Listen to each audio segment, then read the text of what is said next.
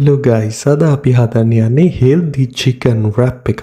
ඉතින් මෙන්න මේ වගේ හදාගත්ත පරාටා එකකට salad leaves දෙකක් ඉස්සෙල්ලාම අපි මෙන්න මේ විදිහට දාගන්න ඕනේ. ඒ salad leaves උඩින් අපි මෙන්න මේ වගේ filling එක දාගන්න ඕනේ. මේ filling එක අපි ඇත්තටම හදලා තියෙන්නේ carrot, goa, මාළු මිරිස් සහ chicken වලින්. එතකොට මේකට කිසිම අන්හෙල්ති දෙයක් දාන්න අපි මයෝනීස්වත් සෝස්වත් එකතු කරන්න නැහැ.